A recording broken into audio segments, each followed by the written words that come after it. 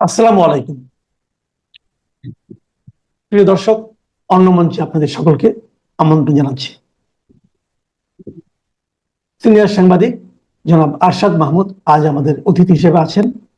দেশের সাম্প্রতিক রাজনৈতিক কর্মকাণ্ড এবং রাজনৈতিক বিভিন্ন আলোচনা, বিভিন্ন বিষয়, বিভিন্ন ঘটনা প্রবাহ, এগুলো নিয়ে ওনার সঙ্গে আজকে আমরা আলোচনা করব। আরশাদ ভাই, আমাদের অনুষ্ঠানে আপনাকে স্বাগত জানাচ্ছি। ধন্যবাদ। আরশাদ ভাই, আপনি খেয়াল করেছেন গত কয়েকদিন ধরেই আমাদের রাজনীতিটা মূলত বিবর্তিত হচ্ছিল। ডক্টর ইউনূসের লন্ডন সফর, ব্রিটেন সফর, এবং সেখানে বিভিন্ন কাহিনী ওনারা বর্ণনা করছিলেন। টাকা উদ্ধার করবেন, তারপরে কি একটা পুরস্কার নেবেন, তারপরে তারেক রহমানের সঙ্গে দেখা করবেন। প্রায় ৩৯ জনের একটা বহন নিয়ে, লর্ড বহন নিয়ে উনি সেখানে গিয়েছেন। বেশ খরচাপাতিও হয়েছে। এই যে সফরটা ওনার হলো, এখান থেকে আসলে আমরা কি পেলাম? কারণ আমাদের, আপনার আমার তো কিছু অর্থ এখানে ব্যয় হয়েছে, তো এটা ব্যয় করে আমরা পেলামটা কি? আমরা যদি তিনটা স্টেপে ভাগ করি, একটা হলো অর্থ আদায় হলো কিনা, ২ নম্বর হলো আমাদের প্রধান উপদেষ্টা বিশাল কোনো পুরস্কার পেলেন কিনা, তৃতীয়টা হলো যে নির্বাচনের জন্য আমরা অপেক্ষা করছি সেই নির্বাচনের ব্যাপারে কোনো সুনির্দিষ্ট চেহারা আমরা পেলাম কিনা। আমরা এই তিনটা প্রসঙ্গ নিয়ে আজকে কথা বলবো। আমার মনে হয় প্রথমে আমি যে কথা বলতে চাচ্ছি, যে ওখানকার প্রাইম মিনিস্টারের সঙ্গে আমাদের প্রধান উপদেষ্টা দেখা করতে পারলেন না, কেন পারলেন না, এটা নিয়ে যদি আপনি ছোট করে বলেন, তারপরে আমরা নির্বাচন নিয়ে লম্বা আলাপ করবো। এইখানে আমি তো একটু আমার পোস্ট লিখেছি এগুলো আর কি। এই সফরটা ছিল সম্পূর্ণভাবে, মানে এটা যে কেন হলো এটা এখনো পর্যন্ত আমি বুঝতে পারবো না। তার কারণ অন্যান্য সফরগুলোর মতোই একটা একটা জিনিস খেয়াল করবেন, তাকে কিন্তু সরকার প্রধান বা রাষ্ট্রপ্রধান হিসেবে দেওয়া যায়। এটা আপনাকে বেসিক জিনিসটা বুঝতে হবে। কেমন? তাকে দিয়েছে ব্যক্তি ইউনিট হিসাবে। গ্রামীণ ব্যাংকের উনি অধিকর্তা, সেই হিসেবে উনি গ্রামীণ ব্যাংক কি সব কাজ করছেন এটা তো আমরা সবাই জানি। যাই হোক, ওনার একটা বিশ্বব্যাপী নাম আছে এই তো। আর এই অ্যাওয়ার্ডটা চালু হয়েছে গত বছর। প্রথমে তারা দিয়েছিল আগের ইউএন সেক্রেটারি জেনারেল ছিলেন বান কি মুন, তাকে। এইবার তার সঙ্গেও অনেক নাম টাম দেখলাম, মানে আমি টোটালি কনফিউজ যে এটা যাই হোক, মনে করলাম যে হ্যাঁ, রাজা চার্লস তাকে দেওয়া হচ্ছে।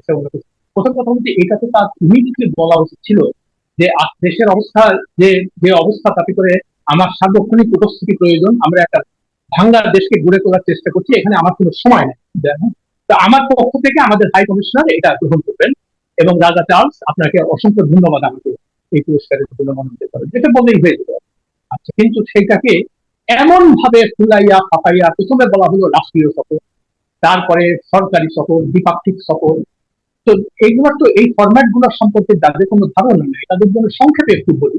রাষ্ট্রীয় সফর হয় রাষ্ট্রপ্রধান পর্যায়ে, যেমন প্রেসিডেন্ট, রাজা, বা, আর সরকারি সফর হয় প্রধানমন্ত্রী পর্যায়ে, কেমন, বা দ্বিপাক্ষিক। এটা যাই হোক, এটার কোনোটাই ছিল না। তার প্রমাণ কিভাবে পেলাম? যে ওনাকে ওখানে কেউ রিসিভ করতে যায় না।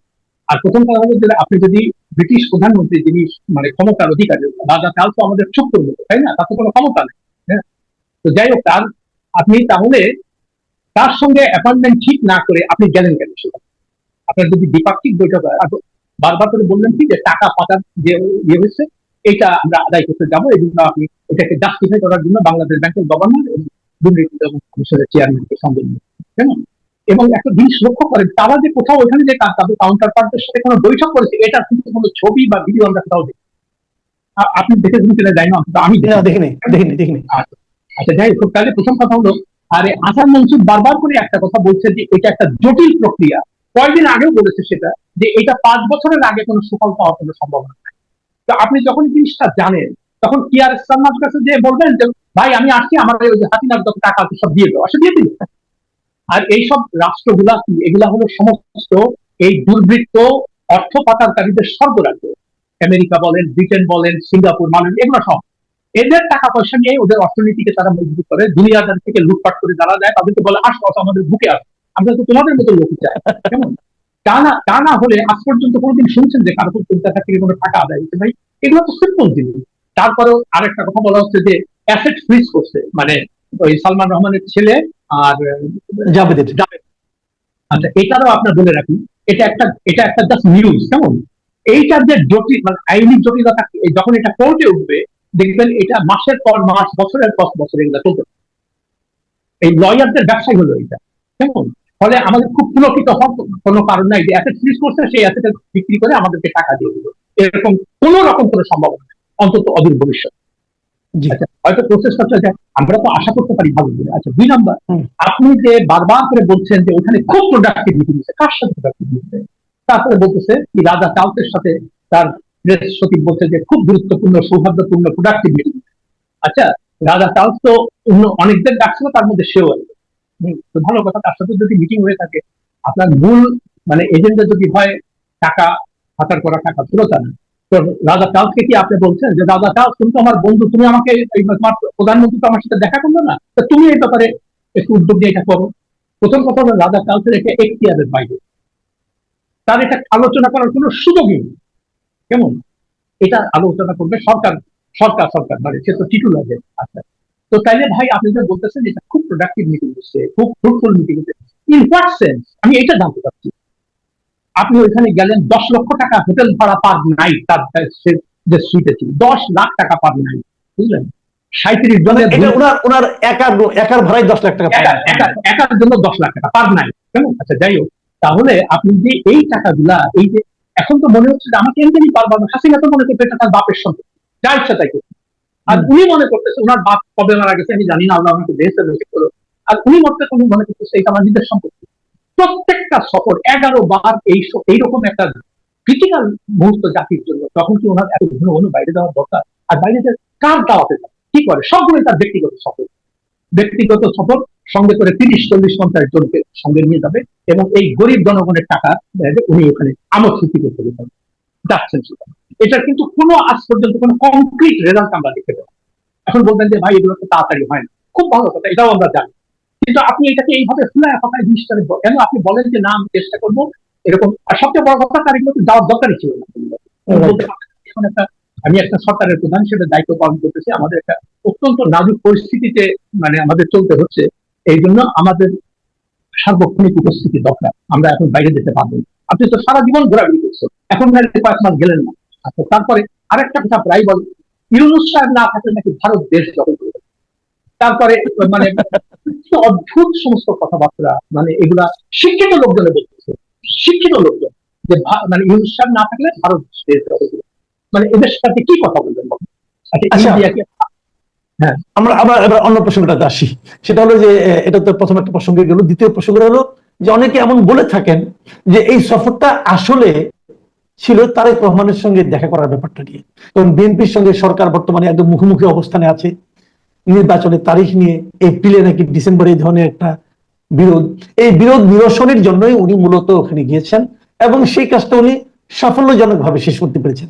কিন্তু আমরা দেখলাম যে এমন একটা মিটিং হলো, মিটিং এর পরে যে যৌথ ঘোষণা যখন আসলো, তখন দেখলাম যে এখানে ডক্টর খলিল ছিলেন এবং আমির খসরু মাহমুদ চৌধুরী ছিলেন, দুজন শীর্ষ, মানে আমির খসরু মাহমুদ চৌধুরী বিএনপির শীর্ষ নেতা।